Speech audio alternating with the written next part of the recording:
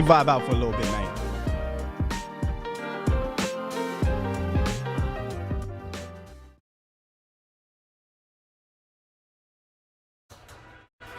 Are you ready for an unforgettable experience?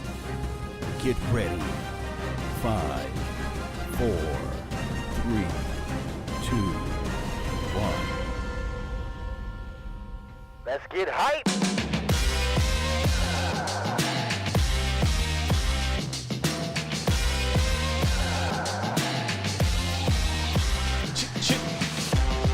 What's going on, Cowboys Nation? Welcome to another episode of the Late Night Hype. Big Game James, Law Nation, Skywalker still with a very special guest in the building, man. We already cutting up, y'all. Big Barry Church, former Dallas Cowboy and co-host of the Players Lounge. Y'all ready? Let's go. Yes, indeed. Hey, Barry, listen. If they can see the behind the scenes right now, dog. I'm telling you. That's a whole. You feel me? That's 100% gold. You gotta get the behind the scenes with us, man. It's a whole vibe, man. It's a It whole is. vibe. It is. Hey, man, listen, appreciate you coming through the hype. When Big Dog James hit us up and said, hey, dog, I got Barry Church. I was like, what? I had to double take. We got Church coming through? Oh, let's do this thing, man. Let's do this thing. What's up We with you? about to have church for real. Yes, we about to go to Let's church. do it. How you doing, I man? can speak a little gospel. I'm doing good, man. I appreciate y'all boys having me on the show, man. Whew, doing good out here in Dallas, man. So what's up with y'all boys, though? Hey, you know what I'm saying? Go ahead, y'all. Go ahead. No, well, we doing good, man. We got a new defensive coordinator now. You know, we're going to see how this thing going to rock out. I'm just going to come out all the way out with it. We're going to see what that's going to all transition to the 2021 season. Yeah. Okay. I feel better. Barry. Like at the end of the season, it was rough, you know, but the off season is a season of hope. And we already made Yes, our it first is. big move. So, yeah, I'm feeling a little hopeful. Okay to feel a little positivity. I ain't gonna lie, man. I'm still I got the dagger in my heart still, got the man. 'Cause dagger. I was drinking the Kool-Aid, man. We on are that little see. run. You know Yeah. what I mean, I was having it, man, but you know they let me down in the end, man. Young Dalton, man. But you know I ain't gonna linger on that. You know, like you said, we got a whole off season coming up. So Hey, weren't we just talking about Blake Bortles, right? oh yeah, So you know how, that's all I'm Little saying. young boat. We know how we feel about that. Let's just take those feelings and put them over here. And they ain't got to say nothing about Just it. dust them up, man. Dust them up. That's it. Oh, James, I know you wanted to jump right into some things, man. You were definitely talking about the Dan Quinn hire to kind of pivot here. Yeah. Before you ask him about Quinn, I kind of want to ask you some kind of a schematic thing because I know Quinn's going to come in with more of a one gap single high thing. You were in Jacksonville with I think it was Todd Walsh. Did he run a similar scheme, one gap single high type of scheme over there? Yeah, it was basically the same thing, man. Because you know Gus Bradley was the head coach down there the year before I got there, and Gus Bradley was he was a part of that architect of that the Seattle defense. Him and Quinn and those boys. So he had brought that down to Jacksonville to us, and Todd Walsh basically just adopted that program and had it as his own. So I'm very familiar with that single high, and I think that's what Dan Quinn's gonna bring here to the boys. Single high. Mm-hmm. Well, let's already get into it. Dan Quinn. Okay. I'm gonna just say my initial thought of Dan Quinn. Don't crucify me, y'all. Soft. Maybe because he was in Atlanta. Maybe because Atlanta, when you go to Atlanta don't win nothing. They just soft. So maybe that's why I was looking at it. Okay. But they got Dan Quinn. He's come over. In your opinion, Barry, what do you think Dan really brings to the table? Do you like the hire? And it's kind of a three-part. You see, they brought him in for a 3-year deal. Kellen Moore came in with a 3-year deal. Do you think that by them signing that, are they giving McCarthy saying, "Hey, we're going to kind of let you finish this contract out because the way we sign these guys"? All right, a little three-parter. All right, I'm gonna hit the first one. Do I think it was a good hire? I'm gonna say this, man.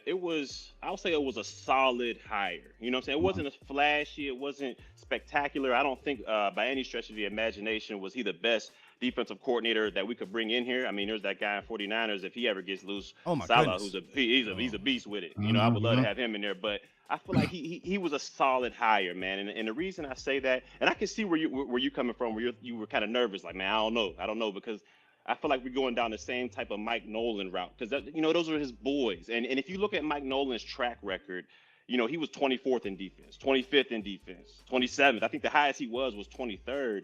And so we brought him in here thinking, all that was going to change. And that's the same thing with Quinn. I mean, he wasn't the DC in Atlanta, but he was a part of that. He was a part of that Super Bowl collapse. He was a part of that, this year, against us. He gave up a 20 point comeback. And I think they had Tom Brady and those boys down 17. They came back. So he's been a part of a lot of comebacks, and he's supposed to be a defensive-minded coach. So that worries me. That's the part right there that worries me about the hire, because I'm like, man, you're supposed to be focused on defense, but you've given up a lot of comebacks, in your tenure there. So that makes me nervous. But I will say this. What I think makes it a solid hire is because I think if he can get back to that simple defense that Seattle ran, it was a simple, either you cover 3, cover 1, very simple, you're hitting your gaps, and it allowed his players to roll fast. If we can do that, because if we can go back to that how Marinelli had it here a couple years back, he was very simple with it, and it allowed Vander Esch, it allowed Jalen Smith and those boys to just wreak havoc, because they didn't have to think about nothing. It was, here's the close call.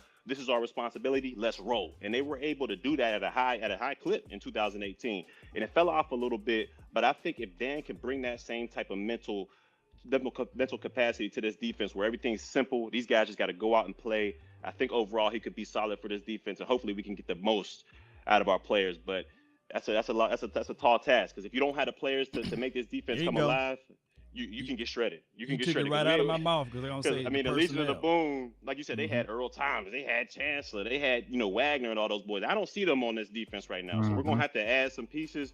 But if we do add the right pieces, we can make this defense come alive.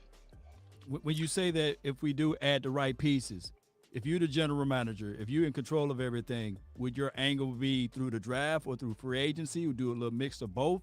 Where would you go? Who will be the first piece? Will it be on the safety aspect of it? Because I know you like safety. Or will it be down deep inside?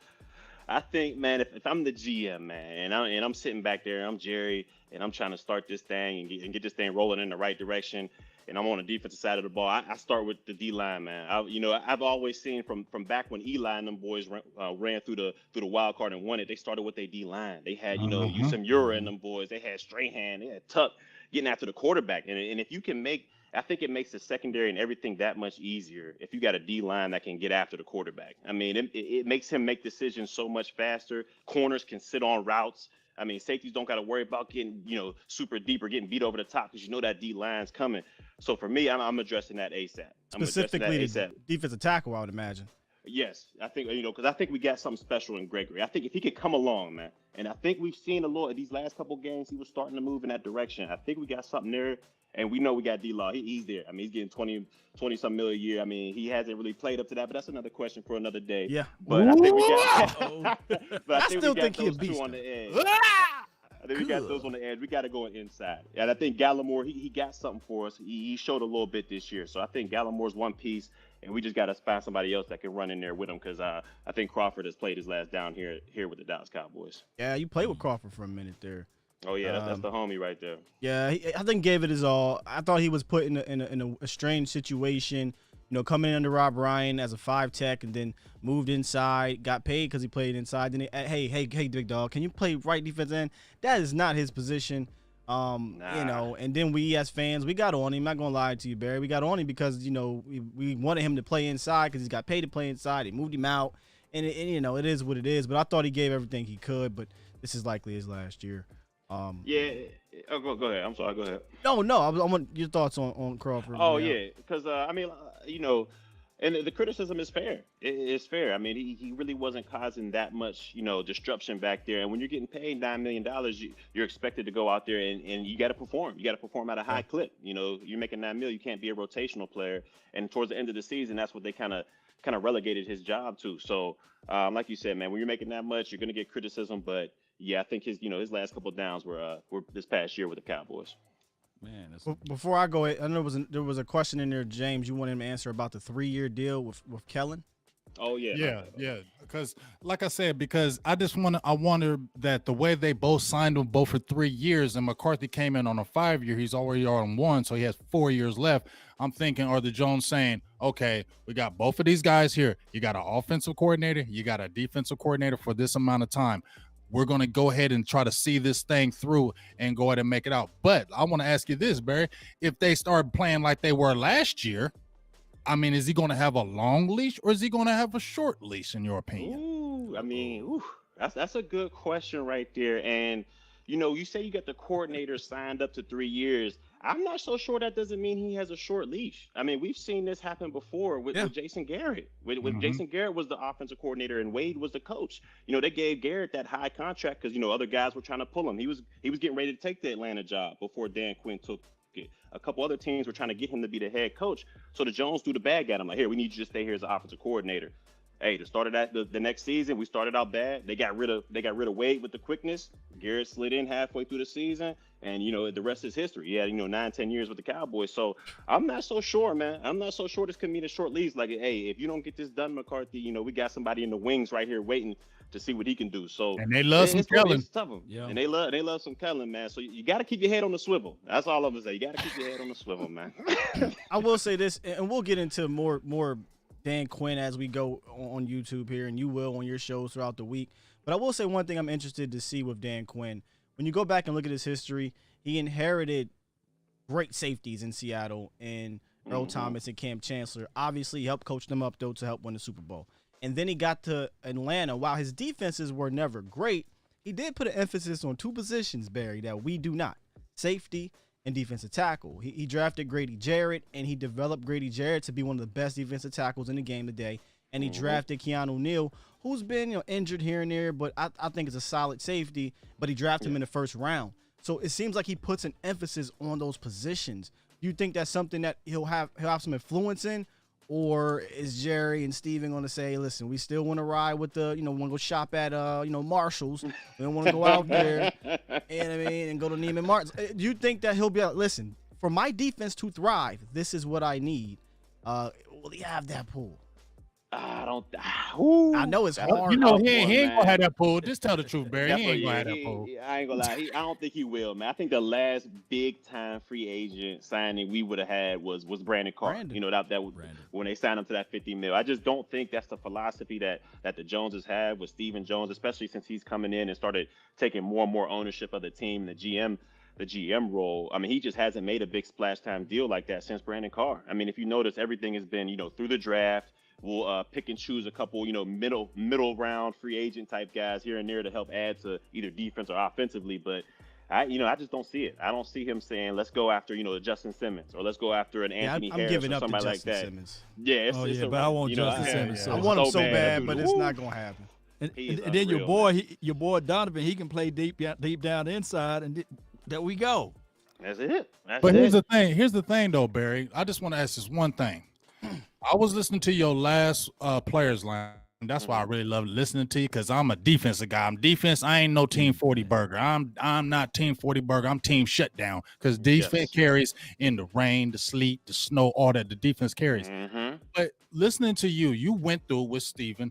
But if we're talking about he hasn't got anybody since Brandon Carr, are we really going to be thinking that if we're going to draft a rookie to really think he's going to come right in and just blow it up and do all these great things? That just, to me, that's not a realistic thing.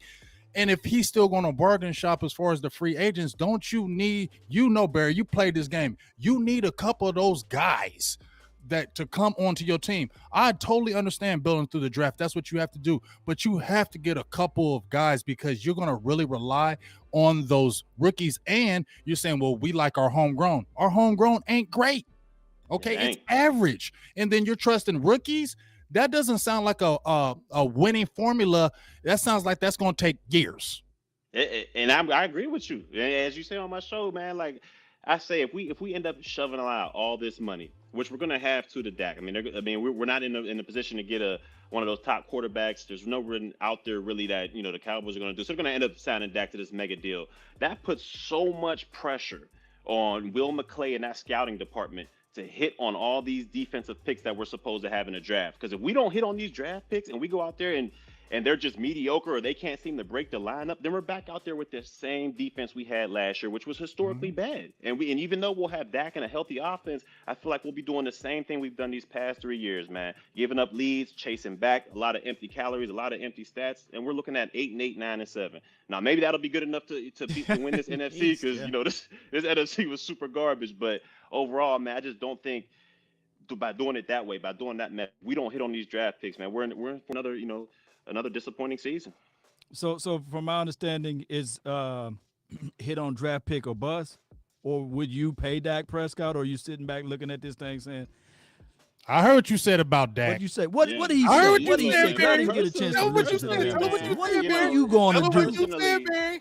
Personally, I said, look, man, if you can't give that man more than Deshaun Watson. And Deshaun Watson right now, I think he got a $30 to $40 million a year contract, man. If you go above that, you're going to sink our cap. We're not going to have enough money to get these other defenders that we might need in free agency. And that's going to end up pushing all that pressure on these draft picks that we need to hit defensively. And if we ain't able to do that, man, we're sinking our team for the next 3-4 years until we get that cap money back up. Barry, we just talked about it. Steven ain't signing these players though, right? It's free agency. Yeah. They had Dak. Yeah. They had Dak on a 4-year cheap deal, going 13-3, 10-6, 9-7, and they didn't do anything defensively with that cheap deal. With money. So, you know, and like you said, they're likely going to pay him. We're not in a position to not, in my opinion, unless you're willing to go into the offseason at pick 10 or trade up to give up a couple extra picks that could be used to help your defense, and get a rookie that's going to come in here. And guys, this is not 2016. Barry, you could attribute to this. Yes, right. 2016, Dak dropped into a great situation. The defense had a lot of veterans. The offense had a lot of veterans, and they had a system. They had, in my opinion, they had a plan on both sides of the ball. Right now, the issue that I have with this team is that we don't have a plan defensively. Offensively, we do, right? We got a bunch of, we got a holdover from the JG era. Kellen Moore keeps a little bit of that, but he also has his own thing. We got a ton of, holdovers from the offense from the last 10 years. But defensively, we switched coordinators, right? You got Mike Nolan coming in trying to switch things up, and you got players that are not – a lot of the players on the back end specifically are not going to be here next year, right? So I'm hoping with this Dan Quinn hire, we can develop some type of plan and stick to it, because you cannot continue to keep – this is what, the third defensive coordinator in the last 3 years. You can't keep doing that. You can't. You won't have any stability, no foundation. Like, I mean, the philosophy is changing each and every year. You go from, we want this 4-3, cover 2, Marinelli. Now we're single high, man-to-man with a little bit of Marinelli system and Chris Richard. Then we got Mike Nolan here, who just, he's all over the place. We got so many moving pieces. If the quarterback says red, we going blue. I mean, there's just so much going on with that system. People just look confused out there. I mean, we had Pro Bowl, all pro players out there just looking confused and playing slow, and we can't have that out there, man. We can't. Yeah, the philosophy is all everywhere. You actually played with Anthony Brown. You can see that he's more of a zone guy, right? Or can he play the man? And especially in this defense. And then when I look at the tape of Cheeto Awuzie, he's more of a zone guy. So how do we do this? Who you? All right, you the GM again. Are you bringing back Cheeto? Are you bringing back Jordan Lewis? Are you? I know that's your boy, Anthony Brown. What are you gonna do? That's your boy Barry. Man, look, I'm gonna be real, man. When it comes to like the starters and all that stuff, the people that the development players. I'm not saying it about them, but when it comes to the starting five, man, no disrespect, but we need to get a TNT. Throw that thing up in the room and just blow it up, man. Just blow it up, man. Just blow it up, man. Hey, I know you gonna follow the truth now. Come on, man. Cold red. Like I can see, Diggs. Diggs can be a corner piece to me.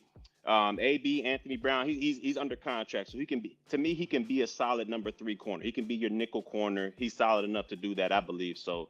I think you get the striker back there in Wilson. I think he's a guy that can develop and he can become a young cornerstone. And I think with the other positions, I think you gotta bring in, since we know they're not gonna spend crazy money at the safety position. We know that for a fact. I think you gotta bring in at least a middle of the road guy that can be that quarterback, that can be that veteran guy back there that can get these guys lined up. like a Tashawn Gibson, like a Trey Boston. Those guys who are solid players out there who can still play at a high level, but they're not going to cost you $15, $16 million a year. And they can get these guys lined up in the right place, and we can play some solid ball back there. And then at the other cornerback position, that's going to be tough, man, because I don't know if you're going to have the money in free agency to get it.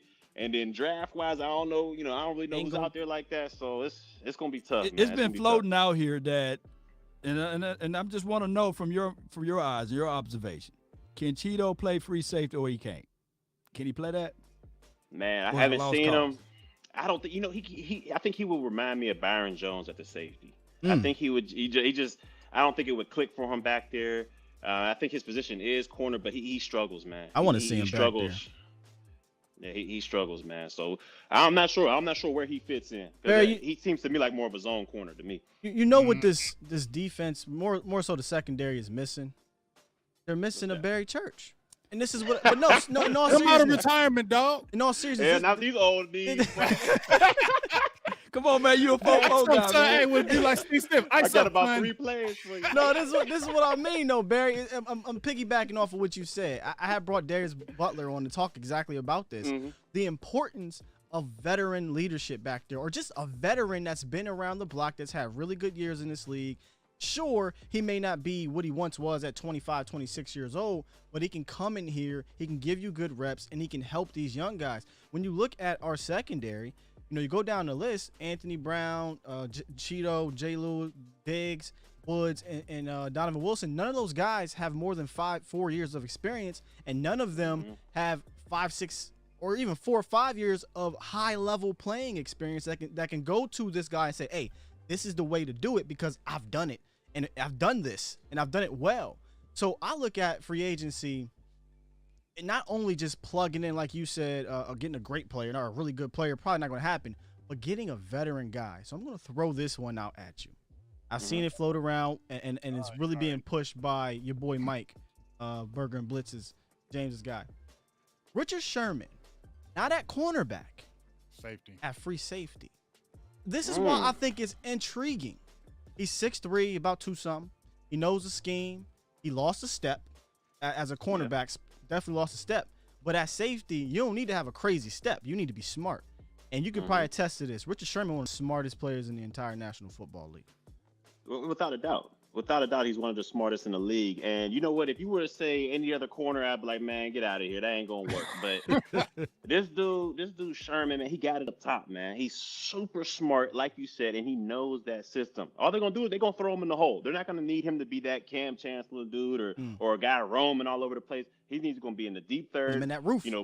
That roof. Hey, sideline to sideline. I think he still has enough to do that. I think he still has enough to get from red line to red line. So he could help. And I think, from the film watching, he was never a guy that was scared to put his head in there. As a corner, always, he's not a thumper, but he will tackle you. And that's what you got to have as a safety. You got to have somebody that'll at least wrap you up when everything goes downhill. So, you know what? I wouldn't be surprised at that. Now, is he going to be, cheap? I don't know. I think he still might get you for 9. He's still going to go 9 to 10. He's still going to knock down a veteran minimum, man. Hey, he can't get one at a listen. He's I done earned my stripes. No veteran minimum around here. Hey, Barry, remember we talked about with Jerry when you went in there. I don't like your attitude. That's what he's going to tell Richard Sherman. Listen, Rich, I seen the tape. I seen you gave up 70% of the completions. You got burnt a lot last year. You better take this little couple $dollars and go on and get. Sherman, like, man, I could go to ESPN and get that, so y'all gonna have to pay me something, man. He gonna have to get something. Jerry trying to get a 600 stimulus, and he gonna want to come and get that 1,200. That's what he wants. That 1,200. Hey, but for real, a guy like Sherman, not only would he do wonders, I think he would. This is what I've been saying about Donovan Wilson. If Donovan Wilson can get him a dynamic free safety with him, I feel like Donovan Wilson's gonna take off. I feel like he needs a lead dog around him, and where he can follow and get even better, because I feel like Donovan Wilson's a sponge. He soaks up stuff. He wants to learn. And if you get a veteran like, let's say, a Richard Sherman, who's going to sit there and just be in that room with you, okay, watch this guy, watch this. Wilson's going to be soaking that up and be like, Richard Sherman, me. I just feel like he gets him somebody really good and makes Donovan Wilson that much better of a player, just in my opinion. I agree with you on that, because it can't be only the veteran guy that's on the field giving you gems. I mean, I feel like Sherman would be the type of guy, or anybody like Sherman would be the type of guy that off the field will help you out too. This is how I break down film. This is how I see quarterbacks and their mechanics. And that'll give Donovan Wilson such a jump and such a leap in his development. I mean, coaches can only take you so far. I mean, you got to be with somebody out there that's been in the jungle, that's been in the war, and can teach you the little things that coaches can never teach you about the game. And if he has some type of veteran influence back there, man, I think the sky's the limit for that guy, man, because he has the heart. He's one of those guys that goes 100 miles an hour every single snap. He goes 100%. Well, exactly. Those are the type of dudes you well, want. Church, Hey, what about this then? You saw that, right? You saw that, Barry, didn't you? You saw me slide it. Quick jab. Quick jab. Quick. Gotta be quick. It's real though. I mean, I'm gonna ask you about that in a second. Go ahead, Law. Hey, Church, you Dan Quinn, and you look down on your phone and you see the caller ID that says Earl Thomas. Would you pick up? You would you pick that up, or you say do Where not? was, I thought you was gonna say it, Scott. No, I wasn't going there. I'm off. Do you say do not disturb? I'm off of it now, do dog. you swipe do not disturb? I pick up, but I'd be like, what's going on, man? You know, I got this thing going on over here. We can link up afterwards, but, you know, I got this thing Coach! Like, Coach! I said, Coach, I still got it. You remember what we used to do? You remember what we I heard you on the late night hype, man. You was talking about bringing back Richard. What about me? Hey, like, I'm free in, April or something. We can kick it around then, but hey, from September to then, I got this thing I gotta handle, man. Hey, you better not bring in that dude that wore number 25 called Xavier Woods talking about you want to give up 50% of the plays. Hold on, that's where I want to go. Wait a minute, Law. Hold on. He may come back though. Let me put a cap on this dang Earl Thomas thing. Y'all do realize that the Atlanta Falcons had a ton of issues in the secondary over the last couple seasons, right? And did Earl Thomas get a call from Atlanta when Dan Quinn was over there? Okay. No, so don't expect Earl Thomas to roll up through Dallas. Don't even expect it. Yeah, I'm with you on that one. But Barry, man, listen. No, 2017 Woods came in. You just left. You went to Jacksonville. I had just left. Yeah, this is crazy to me, dog. A player actually came out and admitted that he doesn't go 100%. Listen, I get it. Y'all, things happen. You get tired, whatever. But would you ever, in your right mind, in a contract year, go out in front of the media and say, "Hey, man, I don't go 100% all the time. Sometimes I go 70, whatever he said." I mean, would you ever do something like that? Man, hell no. Not to the media. To the media. Like, to the Dallas media. In the contract, you ain't already got, your bag. You ain't already got broken off yet. You in a rookie contract, and you over there talking about, nah, we ain't going 100. We ain't going 100%. Man. And you a 6th-round draft pick. But it goes to show you, man, what level of accountability was on that team and on that defense, man. When you got guys that are out there, they can say these type of things because they have no fear of losing their job, no fear of getting benched. And there's nothing. What they gonna say to me? They ain't gonna say nothing to me. And that's what happened. And it showed on the field, man. A lot of those guys, a lot of those big time plays, cats were loafing out there, man. They weren't hustling, and it showed, man. It showed. How big hungry time, you got to be to come down and feel, Barry, when you're on that fourth side? How hungry you got to be? You gotta be your taste buds gotta be filled. You gotta be like, look, man, this is it. If I don't make this tackle, they're gonna cut me the next play. So you gotta come in there with everything you got, man. I'm telling you, and some of them cats be huge, man. I'm pulling guards, fullbacks coming in there. Man, it's a whole different world down there. My hat goes off to those linebackers, man, because they be in there thumping every single play. I just couldn't do it. I couldn't do it, man. That's what they try to make. Sir. Look, he said, no, sir. Hey, no, that is exactly what Xavier was like. Nah, once I got the bag, man, I wasn't out there, forcing them fullbacks. Gotta make them business decisions out here. Straight up business decisions. Kept it a beat. See, I love it keeping it all the way from. He said that funky. Is that Conklin coming around the corner? Oh, listen. Nah, that's good. He said, hey, let me. I dove. Let me get them knees, man. But here's the thing, though. You would have never went out that motherfucker and said that. No. See, no. Saying, you got to go out there and you got to play the role, man. You got to play the game. You got to, it's a game within itself, especially when you're trying to get paid and you're still on your rookie deal. I mean, it's just stuff you don't do and you don't say. And hopefully it doesn't affect his payday, but that was just not a smart decision by my guy. I think the film is going to affect it. But I see Donovan Wilson goes out there and he plays with that hunger. And in Cowboys Nation, Barry, we were screaming to get him on the field. Because after a few games, DT got a shot, and we was like, all right, listen. Oh. $8. like you play the position. I ain't even gotta say nothing. You seen DT, a respectable dude. But he's a special teams to me, and he's kind of a reserve guy. Yes. What the hell did Clinton Dix do? I don't know. But whatever he did to give them belief that DT was the guy, that still gives me. That's a head scratcher, man. Because I've seen how Clinton Dix. I played against him. That he can play, man. And there's no way, in my opinion. Now I wasn't at practice and I wasn't at camp, but I don't think he fell off that bad. Not even make it out of camp. Here's what I want you to make it make it out of camp. He didn't make it out of camp. I just don't know. And then Donald finally got in, and he showed, in my opinion. I know there's some reservations still on him, but to me, that's my strong for the year, or whatever you want to call him. That's my one safety, one of two safeties moving forward. Because at some point, right, we have to settle on somebody back there that showed us something. And in my opinion, I think he showed us more than Xavier Woods has ever shown us in an 8 to 10 game stretch. Without a question. I mean, if you put in, Xavier Woods' 2018 film, which I thought it was his best year, I think it's still night and day compared to Wilson. And now, we still got a small sample size of him. Yeah. I want to see more of him going out there. But, when you see a guy kind of jump off the tape, when coaches say jump off the tape, that's what you see. When I went out there, I'm like, whoa, wait, who's 37? Yeah. Who is this dude flying around out there? And it's that Minnesota game. And he arrives with bad intentions, man. It ain't like he's going in there to wrap you up or let me get you these ankles. My dude is going in there to thump you, man. Yeah. And he arrives with bad every single time, man. And it showed. Man, I heard he didn't got no range. I heard he can't really cover, There's a lot of haters, man. A lot of haters out there on my guy. And he's talking about he ain't got range. Look at the interceptions. He could have had 3 picks. I think he dropped 2 of them. So, the guy to me, he's made plays in the back end. He's made plays in the box. He's made plays in the backfield. To me, he can be one of those with more grooming, with more time under his belt. He can be one of those game changers. Look what they got in Budda Baker out there in Arizona.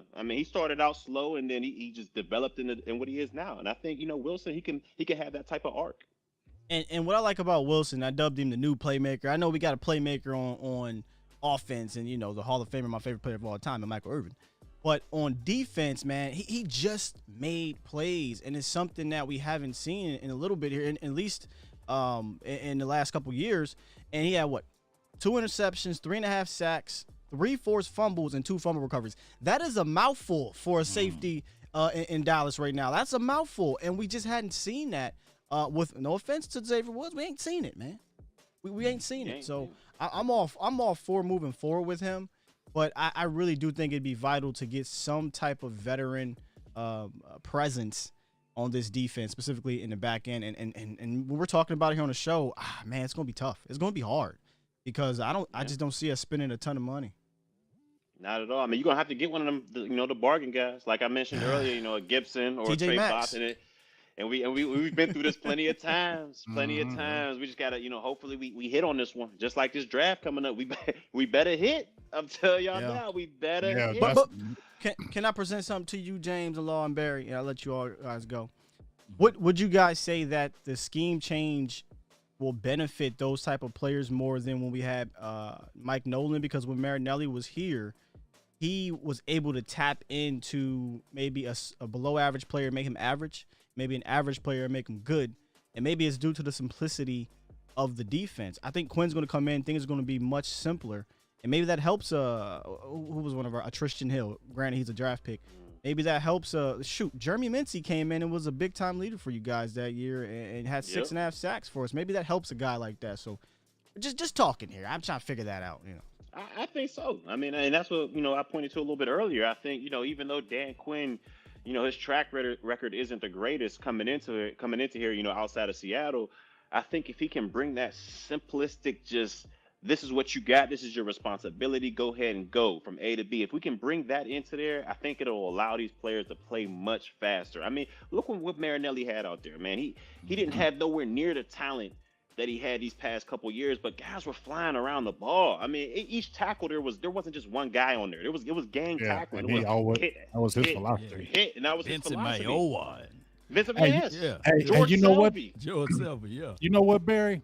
when I look at them Atlanta teams, they weren't notoriously like statistically great, but I will say this: when he got them like young, when Sky, you missing Keanu Neal, Brady he Jarrett. had when he got those guys, when he changed the linebackers, Witherspoon, those guys did fly around. Now maybe not Jones. statistically, but when we watched those Atlanta teams, they were young, they were athletic, and they were always flying around the ball. So that's why I maybe look at Quinn and say, okay, because he did always have that team flying around the ball. And maybe, like you said, if you're not thinking so much, you can just use your instinct and maybe that can come back. I just want to ask you two things about our linebackers, and I just want to hear what you got to say. Jalen Smith, LVE. We all obviously know. I say, Sean Lee, you need to retire. You need to get your ass on that staff. Get your ass out on the linebackers coach and be linebackers coach, dog. Stop playing with me, fool. Get your ass on that thing. But what do you think about Jalen and LVE? Do you think they need to go with a linebacker in this draft? Maybe two, get a veteran? Because this linebacker, I said it early in the year, that the depth was scary. And now, because we don't have no depth, you still got those guys on the roster. If you had some other backers, they may not be there. Yeah. And I think two factors come into that, man. I think it comes down to how healthy can these guys be, mainly LVE. As we've seen, his neck, shoulders, everything seems to be messed up. And the other thing goes on, do you believe in these two guys? I mean, Jalen, he made a lot of tackles this year, but to me, you know how the quarterback thing goes with empty stats towards the end of the game, trying to battle back, and you getting all these yards and all these touchdowns, but they're not accumulating anything. I think that's kind of the same situation with Jalen. Like he has 150 some tackles, but where's your splash plays? Where's the tackles behind the line of scrimmage? Where's the scoop and scores? Where's the the TFLs, things like that? Things that we saw from him in 2018. In 2018, he was all over the place, scooping, scoring, running back touchdowns, all this stuff. So to me, it comes down to, do you believe in those two guys? And to me right now, if I'm the GM, if I'm looking at these guys saying, man, do I get these guys one more chance? I think we address it in the draft. Not in the first round, but I think we addressed the linebacker position in one of the second or the third round. I think we addressed the linebacker position, but I think we give these guys just one more opportunity to go out there and see what they can do. But that brings this question to me. I'm going to ask you guys this. With Leighton's injury history, and this is the year that we have to do it, would you pick up his 5th-year option? Hell no. Yeah, we talked about this on the last show. I don't trust it. I don't trust it. Don't trust it. Don't trust it. This is why, to me, we doing Public Enemy. Can't trust it. This is why, to me, Barry, linebacker is a high priority need this year, and it's because our starters are just major question marks. I'll go on the record. Me and James were on different sides of this last year. I wasn't so much worried about the depth because I liked Sean Lee as a depth guy. I liked what's his name, Joe Thomas as a depth guy. I want to see more of the what's the one dude, James Gifford. Francis Bernard. Oh, Gifford. I want to see more from Gifford, but we saw a little bit preseason. I thought we thought Francis Bernard was going to do something. He didn't even get a chance to play. I just did not foresee Jalen drastically dropping off, even though last year wasn't that great. And then LVE, got hurt again. And when LVE plays hurt, he's not good. He's just not good. When LVE is 100% healthy, he looks good. But he's almost never going to be that. So that position really makes me nervous going into the offseason, and I think it's something we need to address. But, again, it's probably going to be in the draft. And we got to keep in mind, too, the storyline. And I hate to bring this up, though, but, it's always a story that sells. Jalen got a wonderful story. The storyline is so sellable for the Joneses. So you think that they will ever move on from him by them coming out saying that he is the cornerstone of the defense? So how can we circumvent that? Yeah, like I said, I don't think they'll move on from him just because, like you said, man, he's a Jerry guy, man. He's a Jerry guy, and when he loves those players, there's only a select few. And when you get dubbed as one of those Jerry guys, man, you're good. You ain't going nowhere. You ain't going untouchable. nowhere. It was never Gary guys. See, people better realize it never was Gary guys. It was Jerry guys. So if you get good with Jerry, you good. And only a select few. Only a select few get there. But when you get there, you in there. He in there, man. See, church, they try to squeeze you, man. They try to say, hey, I was so mad when you went over there to Jacksonville because I thought we was building something in 2016. It was going to transfer over to 2017. But I saw that money, $26 million. Yeah, when I seen that myself, sorry, Barry gone. Hey, man, I said, on my Twitter, I said, Stephen Jones got a soul program. As soon as a free agent, we talk any free agent, how much he costs. That's the first. That's the first. He got a program. How much he costs? Oh, nope. Exactly. We talk to him, and that's a damn shame. I'm just looking. Hey, and then you go over there and get four INTs with the quickness. Like safety. He can't do nothing. And what you telling me? We talked about it. We talked about labels, man. We talked about them labels. We talked about it. You got to be comfortable being uncomfortable, man. This is not Cowboys related, but I'm just sitting here remembering because I'm looking at this B-roll here, looking at your team over there in Jacksonville, man. Tevin Smith, Miles Jack, AJ Boye, you, Jalen Ramsey, Calais Campbell, Yannick Ngakoue. You talk about drafting and hitting. My God, they drafted and they hit. And they also made some signings. But, I mean, how awesome was it? And this is no offense to your former teammates. No offense to your former – well, it doesn't matter. You don't play – you know, you're doing media for them, but you don't play for them. Yeah. No offense to the former Cowboys defense. But, boy, you had to go in that room and on that field and say, it's going to be fun. Yeah, it was eye-opening, man. I'm going to tell you, really, it was eye-opening. Man, our first practice, I got there. I'm like, man, what's going on? And everybody was telling me, we usually wash the offense, man. I'm like, well, I'm coming from a place where I'm going against Romo. And, you know, you got Dez over here, Winton over here. I'm like, man, we in the dog fight every week. So I came up there. I'm like, all right, let me see what we got going on here. And I looked over. I've never seen Calais play before. Never met him in person. Dude, he's huge. Yeah, boy, almost 7 foot, just towering over everybody.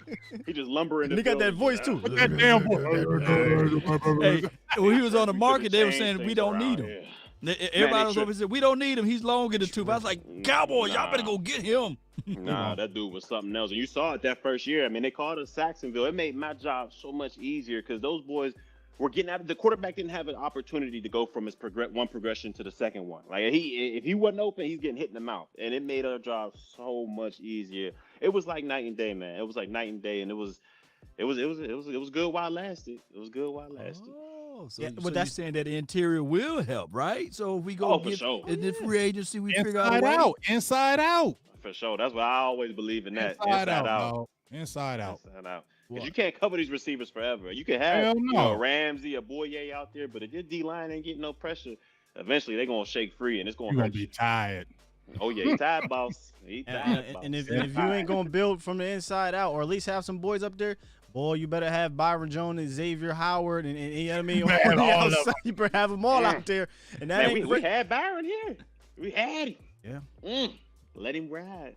Let him ride like the wind, man. What y'all think about that, man? 'Cause I'm still disappointed about that, man. Yeah, just think if we had him and Diggs.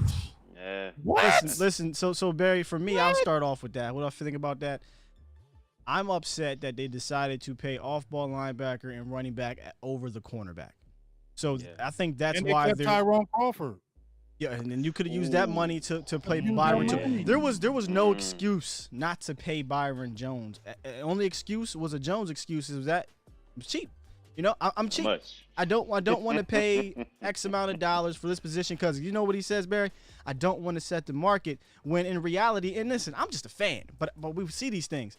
In reality, you might set the market today at 9:54 p.m., right? And then tomorrow, the next player is going to set the market. Because that's just how it happens.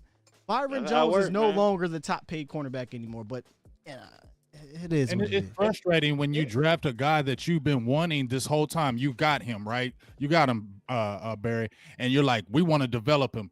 Then he turns the corner when you put him at corner and he becomes an all-pro, and then you let him walk. It's like it's mind-boggling. You developed him for somebody else. It's crazy, man. We don't want to set the market on defense, but you know, we had the highest paid running back for where's offense getting us? Where is offense getting us, Barry? We got all this offense all these years. You was in there with Romo, Dez, and Aldon. We had all this offense. Where has it gotten us? Defense wins championships. Period. Yep. So let me ask you this. Let me get you a clue bomb. Oh, give me one of those. Drop one of them things. Oh, where it? Oh, you know what? There you go. Oh, there you go. Yeah. I was late to tell on the bomb. I was like, oh. Hey, Barry. Your honest thoughts, man. Nobody's watching us right now. What is your thoughts on Ezekiel Elliott? Ezekiel Elliott, man. I think I think he might have lost one step, but I still think he's an elite back, and I still think he can give us. I think he still can be that guy for us in the backfield. I think if he gets a healthy offensive line, man, I think he can rejuvenate a little bit. I don't think we'll ever see that 2016 Zeke where it was like, man, every play might have been a 20 and 40-yard burst like that. I've never seen anything like that. I was like, oh, this dude is that. And then when I hit him in practice, I'm like, man, this dude feel like a fullback, like a lineman when I'm hitting him. And he's still able to take it the distance. Man, that dude, he had me sold. But I will say this, I don't think we'll ever see that Zeke again. But I do think we can get some type of remnants of that. If we can get that healthy offensive line back and let him open up holes again, I think he can get back to some type of form like that, but never again the 2016 form. Is this his last contract? Oh, yeah, with the Cowboys, I think long. so. I think long. It's a long. This is like 2032. Right? See ya. I'm got to get the DeMarco Murray treatment. I'm actually a difficult question right Yeah, you was around. Yeah, we were around for that. Yeah, you was around for that. Yeah, you about to get that DeMarco Murray treatment. And he was around for the dude when he stole the draws for the cologne and all that. I see. Hey, Barry, before you get off, hold on, Barry. What's one of the wildest things that you've been in Dallas, dog? Is that the wildest? Like, you know, we know you got a great go, but what's one of the wildest stories you had in your time in Dallas? Man, you know, I can't say too much, but man, one of the best things, man, I think ever happened when we was a team was in 2016, and this is the closest I've ever been in my whole 9-year career. 2016 was the closest team I think we've ever been a part of because it was offense and defense. They were just one. And, you know, usually the story I'm going to tell, you know, the defense do their rookie dinner solo. The offense do their rookie dinner solo. But this one, we decided to be all together as one. And we did it after, I think, the Green Bay game. It was during our bye week. We did the rookie dinner. Man, I'm going to just say this. When it was one of the most epic experiences ever, man, it was, man. That whole night was epic, and I'm gonna just leave it at that. Yeah, we gotta talk off air. You talk off air. He said epic. I mean, that was an epic draft. You said 2016, right? 2016 was unreal, man. Big draft. It was unreal. You know, you got Dak, Zeke. AB was really good in 2016. Collins, defensive tackle. I heard if you cut AB, you'll save $2.4 million though. Ooh, if we cut AB, we're gonna save 2.4. Yeah. Ooh. I don't know. Come on, Barry. I don't know. I feel you, but he for the third corner. We in the bind, y'all. We in the bind at that position because Reggie Robinson, though. We don't know what Reggie Robinson got. Yeah, what's up with Reggie, man? I don't know. We're asking you. What's up with Reggie, dog? Man, the whole time I'm thinking, like, man, look, all the injuries we had some guy, number 40, Stephen Parker, I think he was out there. I'm like, wait, who is this dude? Right. Reggie was a 4th rounder. How we not? What's going on? But hey, man, hopefully they open up practices this hopefully year. Dan wake up. That's what I'm saying. I wonder if Quinn comes in and does exactly what Chris Richard said. Y'all got this man at safety, put this dude back at cornerback. And let him work. Maybe we see something. So but he got him a play on special teams. You know how special team is special. He remember he made that dude fumble. I said, "Yep, there go Reggie." They did. There go Reggie. There go Reggie. There you go. He made somebody fumble. It took 17 weeks, but we got him. He was my dog horse because all throughout the offseason, I was like, watch out for this guy right here. He's quick. He was making all these type of plays at Tulsa. He was doing this. And I said, man, week 1 went by, week 2, week 3. Him, Bradley, and I. Bradley not even sniff the field. Sniff it. I ain't even touch it. I got a feeling Quinn is not going to do that. I feel he's not. I feel like he's going to play. Yeah, I think Nolan wanted some veteran-ish guys that been Darren Thompson been around, right? You know, I don't know if Bradley and Everson Griffin, right? I don't know if Bradley was going to get on the field in front of Reggie. I'm sorry, in front of Randy, in front of D-Law, and in front of Aldon. But damn it, Dorrance Armstrong. He could have saw some snaps from Dorrance Armstrong. I mean, it's not like you keeping Armstrong around for the future, but Armstrong was dropping in coverage. Mike Nolan did some crazy stuff, dog. Off the wall. You had Antoine Woods dropping in coverage. You saw that play? Man, I seen him back there a couple times. Man, this is wild. Man. Wait, real quick before we get up out of here, let me get 2 things I gotta ask for y'all. 2 things. Man. 1, do you bring back Aldon Smith? And 2, which I probably already talked about, but what are y'all thoughts on Kellen Moore coming back, man? I got to know what y'all think. I'm a I'll tell Kellen you Moore this, guy. Let's go around the horn. Go. Go ahead, James. Go ahead, James. I'm a Kellen Moore guy. I'm cool. I know he acts goofy at times, but I already feel like the Jones had him as the coach. I like Kellen Moore. As far as Aldon Smith, I like Aldon, but I'm worried because he's that 30 and he hasn't played, and you can downtrend real quickly in a year. I feel like if they go with a contract-friendly deal, which they will do, I'm cool with that. But I feel like Aldon, he's like, this might be my last contract. I'm trying to get paid. So if I get any more of an offer than here, I'm out. I'll go next. I think Kellen Moore will continue to get better and better as offensive coordinator. He's green. He's very green, but I think you got positives in Kellen and you got some obvious negatives that we see. But a lot of times as fans, we remember the negatives more than we're going to remember the positives. Yeah, with Dak Prescott and Kellen Moore, they've shown some growth. I know us as fans, we had an issue with the red zone. We never really that great in the red zone. But the last 9 games under Kellen Moore and Dak Prescott, we rose up 13% from 55 to 68% a touchdown percentage in the red zone. So a little bit of positive momentum for Kellen. So I'll give him another shot.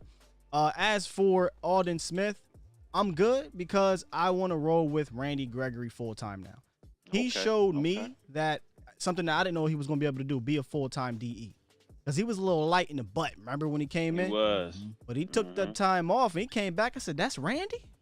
Oh, the munchies, man. Swole. He put a little swole on, man. I'm saying, them munchies. Hey, but Sky, this one right quick. I like the run game. Sky, just want to say this right quick, though, Sky. You remember how they slid in Tyrone Crawford and he was playing that role? You can slide to Aldon Smith and he can play that role because he looked like he was bigger than Crawford. He was. That is exactly what I was going to say with Aldon Smith.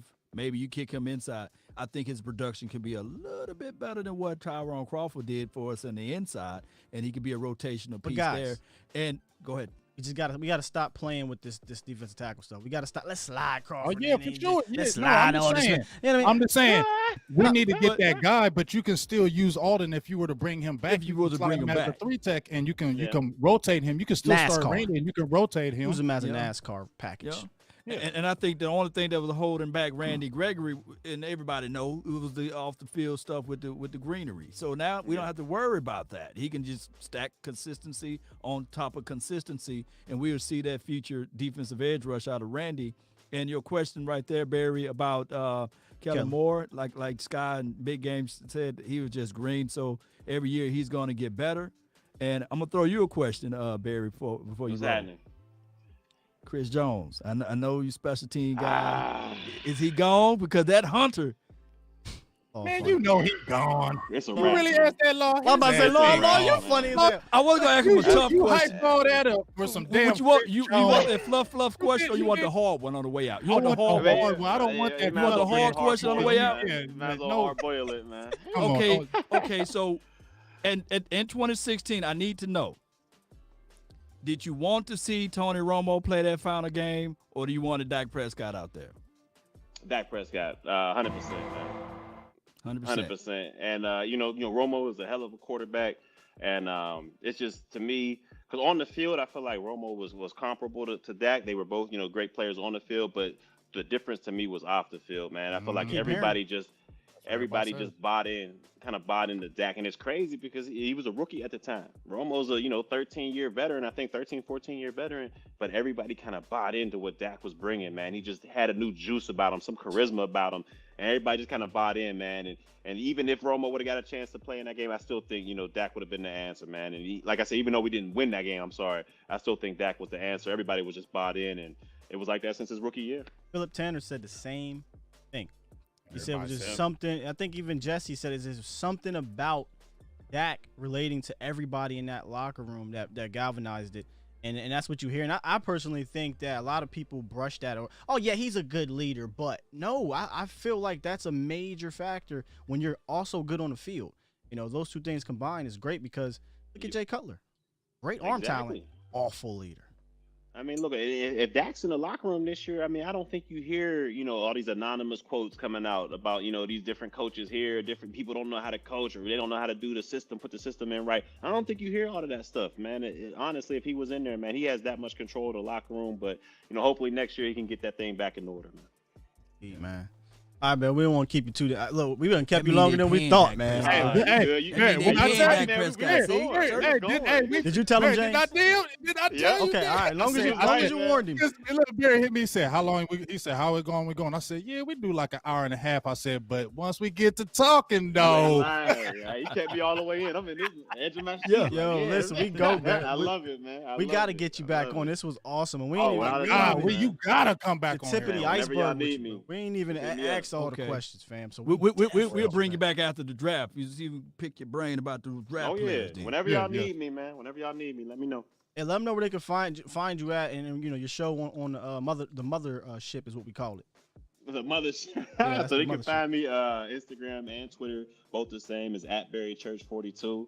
And check out the Players Lounge. Right now, since it's the off season, we do once a week. 11:30 every Friday for about an hour. So 11:30 to 12:30 is the Players Lounge. I did do the pre and post game shows, but we ain't in the postseason, so it's a wrap for that. So catch me on the year-end special with the Dallas Cowboys coming up February 2nd. I believe it's Super Bowl weekend, so catch me on that. But other than that, man, it's been a pleasure, man. Like I said, have me anytime, bro. I'm ready. Oh, listen, listen, dog. When we got you on camera saying that. Yeah. Look, like I hit Barry up. He ain't answer me, dog. No, I ain't gonna do you like that, man. He gonna be like, I ain't gonna do you like that. Your attitude. we got you saying it, and we got Woody. We got Dan Woodson saying it too. This is awesome, man. This is awesome. Yeah, man. Like I said, have me anytime, brother. Yeah, hey, man. Take it easy, dog, and we love you, man. Appreciate you. Hey, we going you too, brother. We're gonna kick it for a few more minutes. Barry, we're gonna get with you after the show. We're going to kick it for a few more minutes with the nation, wrap up the show real quick. And definitely, we'll wrap it to you more often, man. Appreciate you, dog. Oh, for sure, man. Y'all have a good one. You too, brother. Peace. Oh, man, that was great, man. Barry's a beast. That was awesome. I love Barry. That was awesome. No, he felt like he was like one of our boys. Yeah, asking us questions. That's what I love. He asking us. I like that. We still round though, man. Late night hype. Hey man, we gotta bring Barry back. Overtime. We definitely gotta bring Barry back. We say that about everybody, but that was fun though. That was fun. We didn't even go all the way in on his tenure here, because it was just so much to get into with the recent hiring of Dan Quinn, and it was a lot of insight there, and we'll pluck a lot of that out over the next day, and hopefully share with you guys. There was some good stuff there, man. There was some good stuff. How y'all feel about it though in the chat, man? Listen, we weren't ignoring y'all. Y'all know how we do. Right. Fire emojis popping. I see them already. And we got a special treat for all of the people, man, that joined the membership squad. We got over 18 minutes of behind the scenes with Barry Church, man. Oh, y'all. But let's just a shameless let's plug. start it I want at you Barry guys Church. to really. Yeah, I want you guys to really. I know, right? Yeah, I know, right? At the Barry Church. Got to start it at the Barry Church. Oh yeah. Can't start at the other part. We talk about the other part. No, we can't have that on air. Hey, hold on. Unless they pay the $99.99 for you. That's the $99.99 membership. If they want to hear that. Yeah, now we're gonna have to kick that one open. They can't hear that. Oh, Jay's a damn fool. Listen, y'all. Listen, I'm telling you, man. Seriously though, we had a lot of fun with Barry off air as well on air. He was the same dang way. Right. But yeah, looking through the chat, man. They said they loved it, dog. The fire emojis are definitely popping. I suggest y'all rewind this, like my man Vaughn from Shreveport said. Definitely run this thing back. Let's wrap up the church interview. Your thoughts on that, Law and James? Go ahead, Law. Repeat that again. My bad. Just kind of your overall thoughts on the interview before we move forward and kind of talk amongst. Okay. What surprised the hell out of me was what he said about Dak Prescott on the opening. That was like, oh wow. But I get what he was saying. Now I wanted to ask you, Sky, while we was doing it live or what have you, is that how much of an implication of the salary cap would it be if we were to sign Dak Prescott to that mega deal, to that Deshaun Watson type of deal while he was live? But I think we didn't get back to that point. And another thing that I liked what he brought up was the fact that Xavier Woods, Jordan Lewis, Cheeto Awuzie, he said Anthony Brown. You heard what he said? Blow that up. He said blow that up. Blow it up. Hold up. That's something we've been advocating for. And, and it's, again, this isn't personal. It's business, as my old managers used to say. It's business. But, yeah, that's what it is, man. If we were to bring – this was a conversation you, Law, and Okoye and Vach had about moving Cheeto to safety. I know something me and James were, like, pounding the table for. I'd love to see it, but at this point, that was something we wanted to see at that time. Now that his contract's up, I'm good. Let's move forward and get a real safety back there. What's your thoughts overall, Law, or James, before we move on? I just thought, man, when I watched him on the Players Lounge, I was like, oh man, Barry's real cool. I think this is going to be a really good interview because he's real down to earth, and he was everything, I thought he was. Like when he came in, I just loved how he just talked about everything. We gave him questions and he gave us good in-depth answers and was just real personable. You know what I'm saying? That's what I'm really taking from the interview. Kept it really real with us, but yeah, I really like the players that come in here. Not saying we've had anybody that wasn't, but he was just super down to earth, and he felt like just one of our boys, and that's what I love. I forgot to tell him, man. He sounds just like he from Pittsburgh. I'm telling you that's how they sound, dog. Like I was about to say but then Law reminded me. He from up there, and we talked about it all fair. He from up that area. But, yeah, man, real good peoples, dog. In the chat, like I said, they loved it, man. Twan said he's loving the content. Lots of fire emojis dropping in here. They said they loved the interview. This is what I love about having these guys on. We're not going to get this kind of insight, on these type of players and these type of coaches and these type of schemes, in my opinion, from other networks. Let's just say that. So definitely make sure y'all tune in. Y'all stay tuned and stay locked in. Now, before we end the show, we're not going to go on to like a whole separate show, but I didn't want to drag the Quinn defensive coordinator thing out amongst us three with the guest on. It's rude. It's rude. So we let him give his thoughts. He asks us about our thoughts, and that's cool. So now let's kind of give our thoughts on Dan Quinn, where we don't have to worry about drowning out the guest. Because, we probably need a whole damn show, but just kind of what we can do here on the Dan Quinn hire, guys. I think it's something that we saw was coming down the pipe, right? Once we heard he was interviewed, and once we heard he was being flown in. Once you get flown in by Jerry, it's a wrap. It's over. It's over. Yeah. It's a wrap. So a lot of people, and even Law, I think it was like, that was fast. And I thought that initially too, until I heard that they had been actively seeking this out since December. They have been actively looking to replace Mike Nolan since December, so it kind of makes sense that this moved pretty quickly. And in a sense, you can't drag it out. You got to know what kind of players we're going to draft and bring in free agency. But overall, your thoughts, James, on the process of Quinn. You kind of mentioned it already with the Barry about the softness or what have you, but kind of give the pros and the cons. That's what I like to try to do. No matter how we feel about a player or a coach. I asked this question before. What is it about Kellen Moore that you like, and what is it that you can get better at? What is it about Quinn that you like, and what is it that you don't? Okay.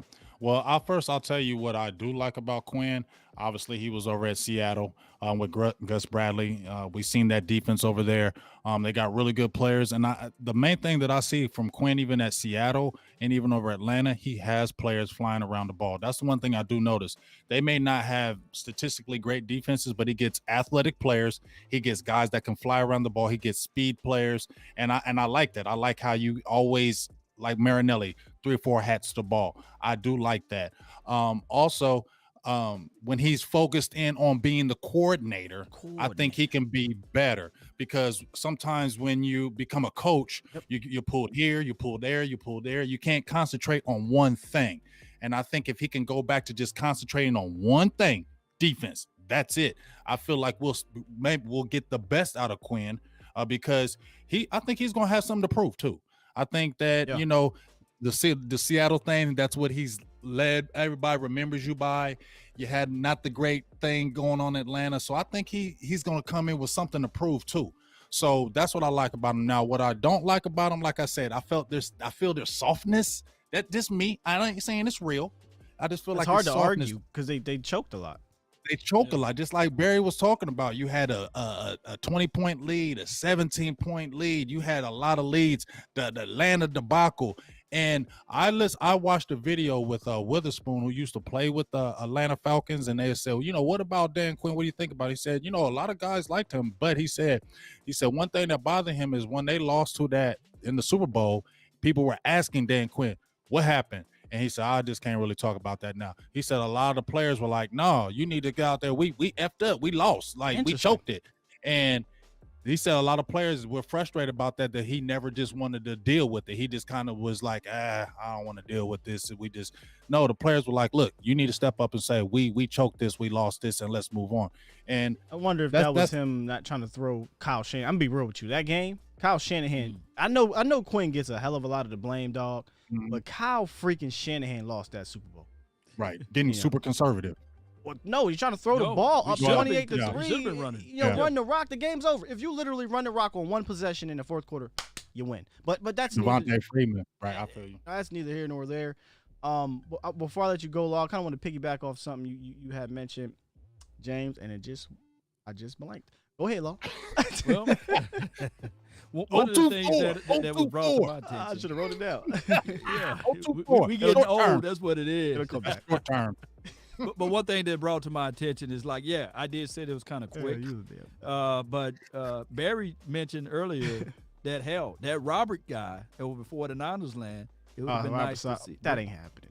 Yeah, we wouldn't get him. You know that. And I heard the Eagles are looking at him for crying out loud. So we'll see though. And my thing is, you like Quinn? You like Quinn Law? Quinn, do I like him? I told everybody I'm gonna have the biggest reservations on him. What happened, like when you try to recreate something, it 9 times out of 10 it normally do not happen. Like when we try to recreate, we heard this storyline before when Chris Richard came here. We're gonna recreate the Legion of Boom, right? And it's that been stuck. But all I'm sitting here saying, like, hey, let's just be the Dallas Cowboys. Thank you, man. And let's just figure out what we can bring to the table. Yeah, I don't care about that Legion of Boom crap. Yeah, I'm tired of it because the Legion of Boom, they ain't like Doomsday ain't the right big game. Right, and that don't have nothing to do with us. And just because, here's the thing, just because he did that let's say he did it at 17 other teams, that don't mean he gonna come to Dallas and do it. Right. You feel me? My biggest thing is I do like the fact of his focal points. His focal points is interior defensive line and safety play, and that's one thing that we all been banging on the table saying, okay, the Cowboys need to do that. So on the flip side, yes, he gives up the most ever, like you said, even though it wasn't probably his 100% his fault against the Kyle Shanahan situation in the Super Bowl. Yeah. And the Atlanta Falcons was up by 19 points on us. But the flip side is Mike McCarthy. He figured out ways to overcome big defeats. So maybe those two will cancel each other out, and hopefully, we can have a better defense than what we've seen last year. Think about that. Yeah. Interesting enough about Quinn. You had mentioned. I wanted to piggyback off of this. What you said, James, being pulled. Right. As a head coach, when you are a specialty at one thing, not all the time are you going to be a great walk around guy. There's not many of those people. Some people are just naturally a play caller or just naturally a coordinator.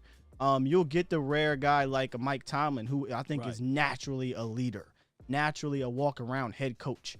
Mike don't got to call offense, got to call defense. This is what we going to run. You damn sure better run, and you're getting the hell up out of here. Mike McCarthy, Dan Quinn didn't call the plays for like the first 3 years in Atlanta. He wasn't defensive coordinator. It probably bugged him a bit, but it is what it is. You sign up to be a head coach. Then in 2019, he took over calling the plays, and he brought in, I think it's Bob Sutton, who was a little bit more of a 3-4 type of guy to give him a little bit more variety up front. Now, he comes from, like Law said, he comes from a defensive line background.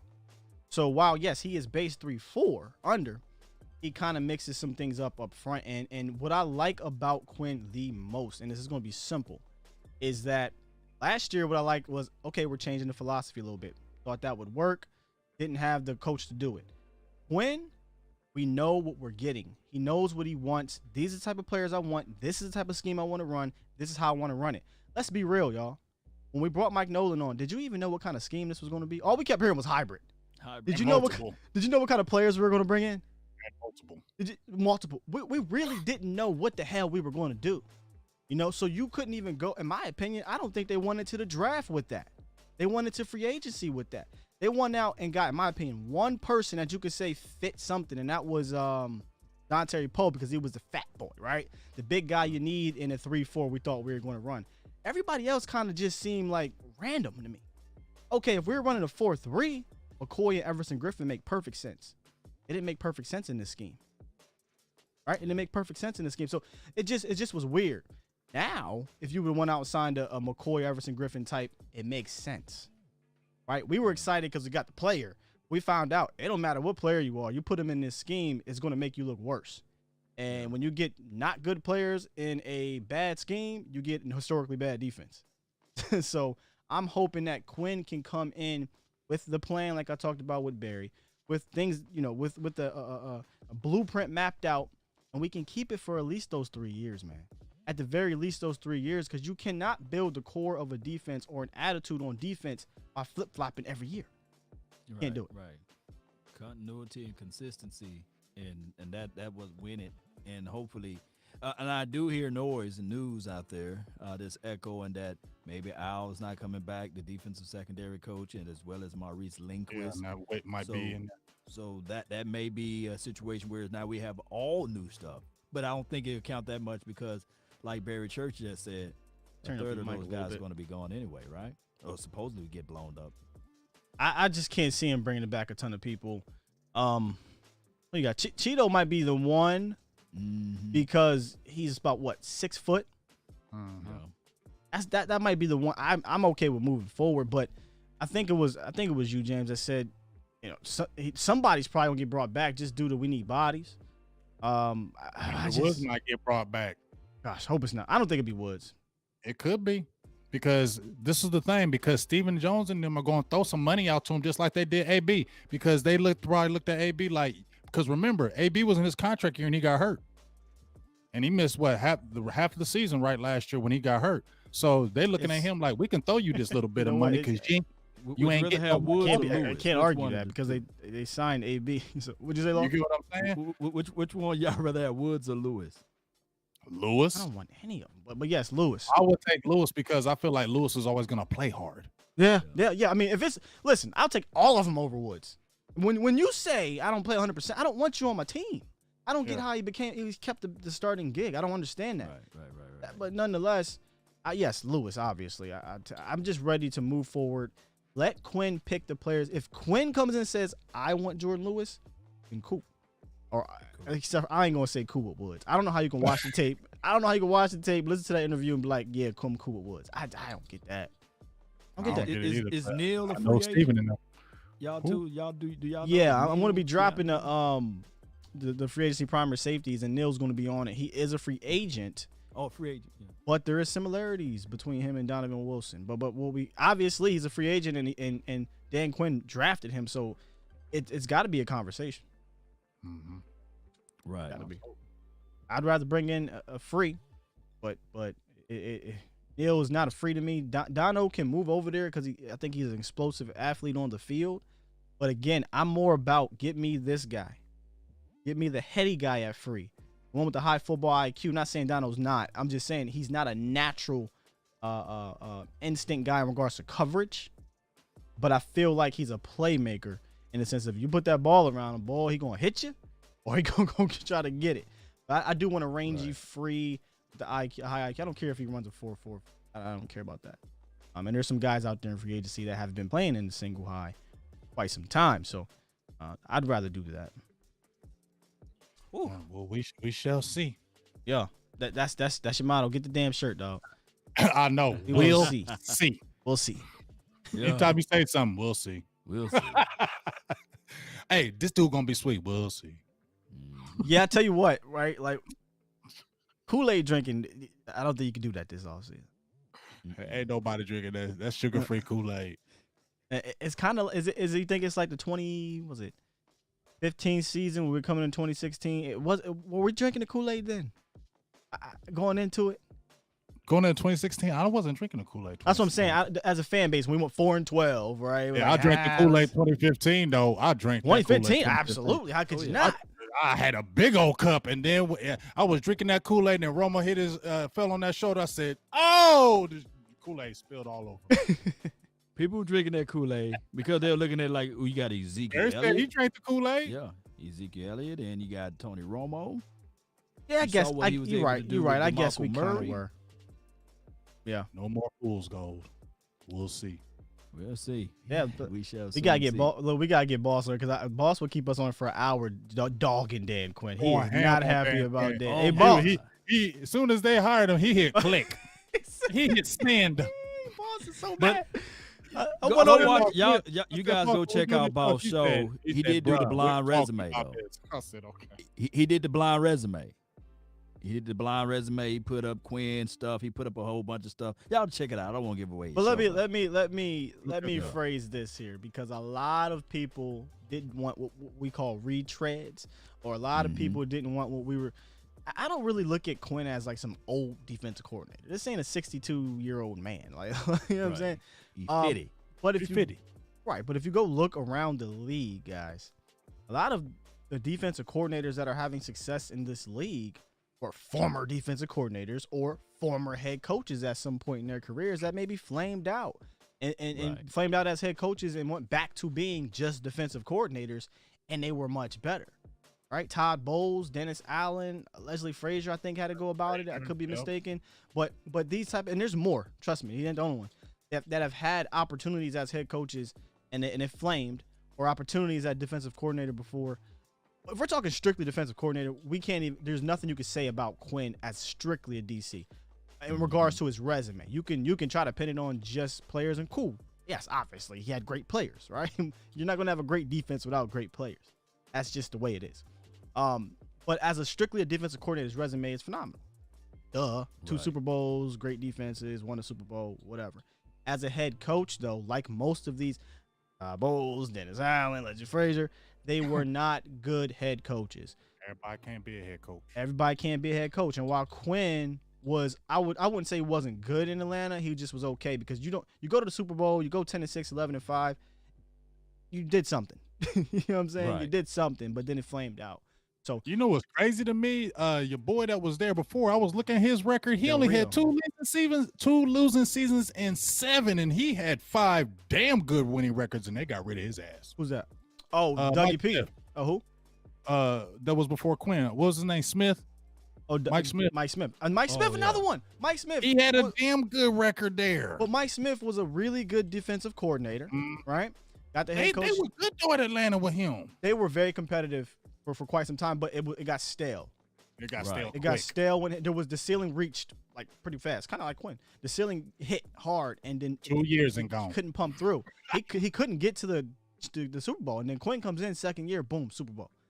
Not saying it was, obviously a lot of things factor into that. But yeah, you're right. Dan Smith did, or it's not Dan Smith, Mike Smith. I want to say it was. Mike Smith. Mike Smith. Yeah, he wasn't horrible. No. He had all winning records. I think he averaged 10 wins his first 5 years. Yeah, I just, my thing is, I don't know how anybody could sit here and hate the Dan Quinn move right now as just defensive coordinator. Dan Quinn as head coach, hate it all you want. Right. If you want to, because of what you saw the last 3 years. Dan Quinn as a defensive coordinator, just kind of like, I gotta see, let's see what's up, because when he was a defensive coordinator, pretty damn good, and it wasn't like it was 20 years ago. Right. So right. We'll see. Ma said, did Wade Phillips die or something? No, y'all know Wade. That's my guy. Yeah. He's just too old. That's all. He what's that Cowboy was at Texans? That's like 80. He's a 3-4 Monty Kiffin at this point. Monty Kiffin. Yeah. Oh no, I the know, big boy. You know the big boy. Oh gosh. You said at Texas? No, at the Texans. What's the big fat boy? Romeo Cornell. He is 79. Damn. Oh wow. He is 79. Shoot, I'll take Wade's resume over Romeo. And that's with Romeo being in New England. He is 79. Quit. Drag me off. Y'all got to drag me out.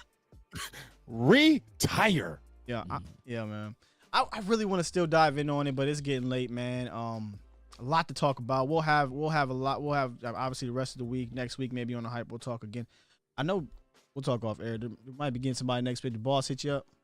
Mm-hmm. Yeah, maybe that'll come through. We'll see what's up with that. Yeah. But yeah, man, this Dan Quinn thing. If y'all want my just give me your few words on it. Mine is I'm okay with it. I'm okay with it. Me, I'm not gonna give the grade until after the training camp and everything. Yeah, we'll see. Yeah, we'll see. That's I don't want to take James's joint. That's hashtag we'll see. I know you ain't taking it, but it's that's right what there, it is. That's what it is. That's what it is. We'll see. That's what it is. I don't hate this move at all. I don't dislike this move. Hate it. I don't love this move. I'm okay with it. Now, somebody put lukewarm. Yeah, lukewarm. Yeah, lukewarm. Steven. Now let's see what we do. The first thing he's got to do is evaluate the talent on the roster. See who he wants to keep. Let me update y'all something that Miss Jackie said before we depart, I guess. Brian Schottenheimer, how you say his name? He's been fired from Seattle. Yeah.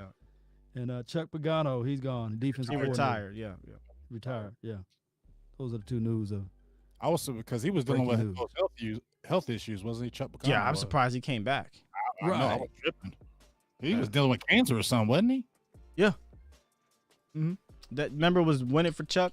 That's how Bruce Arians got a head coaching job. Yeah, it was killing everybody. Bruce Arians came in and started eating, and they said, "Oh, Bruce can really do this thing. Come on over here, Arizona. Come here. With the hat and everything. Yeah. I got a quick question from Vaughn, and I think it's a good question just because of familiarity. I don't think it's going to happen, but he asked, do y'all think Quinn will bring in Chris Richard? Everybody keeps on thinking about Chris Richard. I don't think he's coming back, but you never know. Do you think do you think he would bring him back? It makes sense. But I wouldn't mind. I wouldn't mind. I just feel like once Stephen Jones puts the hand of death on you, it's hard for you to come back in the organization. But did he? Here's the out for that. Contract was up. Okay. So I fired you. Right.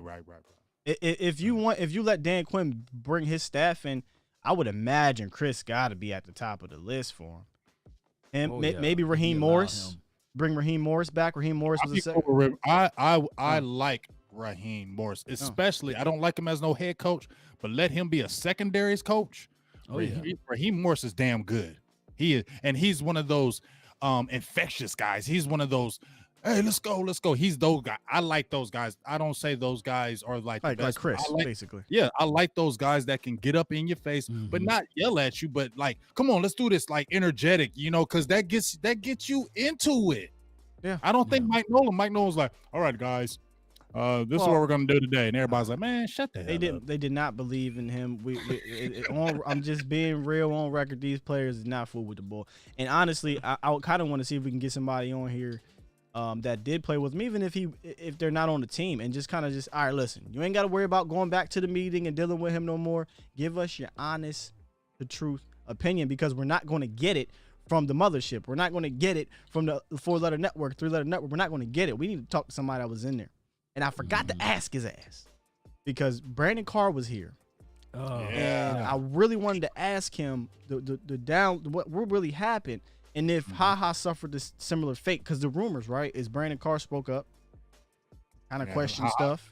See ya. This is whack. I wonder if HaHa was like, man, what the hell are y'all doing? And they said, get out of here.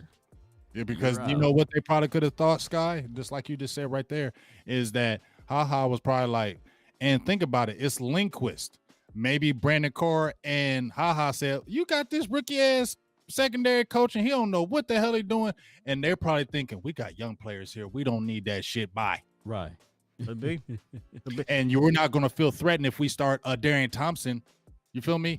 You're not going to feel that threat if you start Darian Thompson.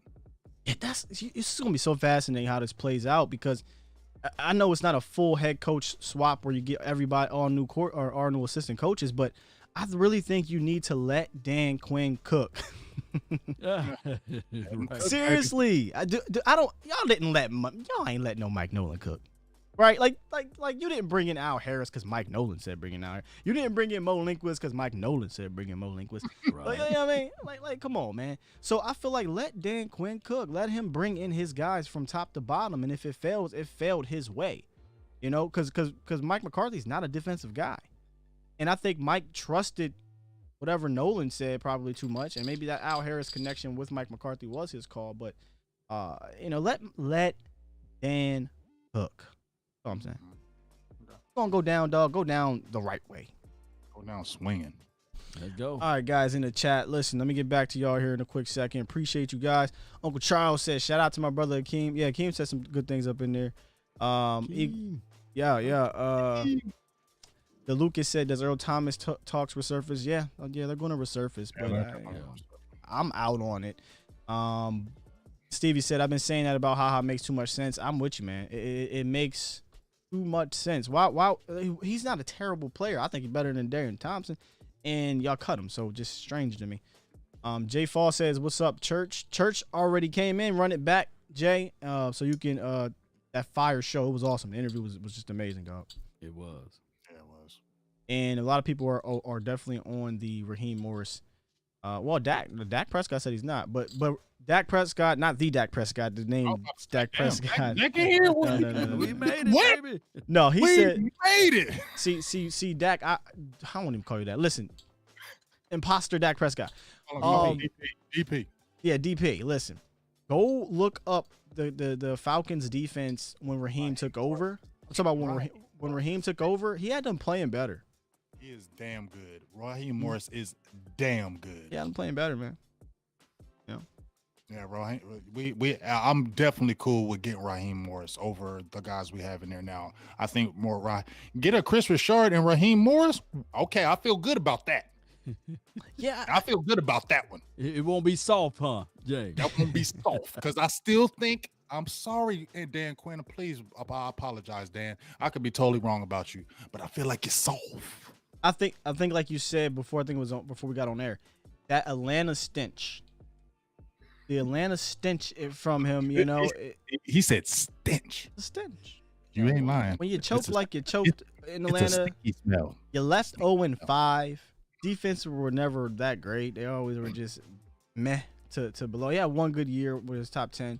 But I will say this, and again, I don't want to ramble too much on the on it because I want to go in detail better. I want to be more prepared.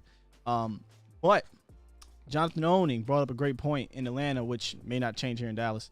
You called him Jonathan. Oh, is it John? My bad. His full government name out. Jonathan, right? I thought it was Jonathan on it. And I got him coming on. Jonathan So, whoa, okay. He so eloquently laid it out that in Atlanta, they routinely ranked in the bottom third, almost sometimes damn near last, in money and salary cap spent on defense. It routinely ranked high in salary cap and money spent on offense. Well, guys, Dallas. Not much is going to change probably here in Dallas. So you better hope like hell you hit on the draft. But if you take away, kind of like I talk about Joe Philbin, the offensive line, if you take away the totality and pull out the individual pieces, you look at Campbell, really good player in Atlanta. He coached up Desmond Trufant pretty good. Keanu Neal, thought was a good pick. Injury issue sometimes though. Deion Jones. I like Deion Jones. Deion Jones played very well. And he got some good ball from some Grady Jarrett, obviously. I mean, that's one of the biggest ones. Grady Jarrett, one of the best defensive tackles. And he got some good ball from some average players. So individually, when you pick it out, he's done some good things with some of these guys, but collectively, it just never all clicked. Yeah. Never all clicked. It's the Atlanta thing, man. You go to Atlanta, just could be. They just don't win in Atlanta. They choke. They don't do it. Remember they had the dirty bird. Think about all them years the Braves used to choke. And the Hawks would have all. I know. I'm sorry, Sky, but it's. Well, I don't got my hat up there today. And look, and then think about the Atlanta Hawks. They always had them damn good teams with Dominic, and when they have Mutombo, all them, they would be top in the Eastern Division and get beaten the first round. It is an Atlanta curse. There's like articles out on that. Dog, Atlanta is cursed. The night before the Super Bowl, bro, get busted with the prostitutes in the hotel. One of their main players. Eugene Robinson. Oh my God. One of their main players. Yeah. It's cursed. It cursed, bro. It goes down in the A, baby. It definitely goes down in the A. Yes, sir. Yes, sir. Wait, say, yo. You're wrong. You funny. He said just like an old way too. Yes, sir. Yes, sir. Yep. Show. Yo, wow, man. Y'all know the drill, though. If I don't press this button, we're going to keep talking about Dan Quinn. I can go all night. But nah, I got to get sleep. Hey, appreciate y'all in the chat. All the super chats, all the donations. Thank you guys for joining us. Make sure y'all run this Barry Church interview back. The Jones was popping. It was live. Join us next week and join us throughout the week. The rest of our shows and videos and what have you, man. Thank you guys. Hey, shout out to the My Guys too, man. Y'all the truth. Peace.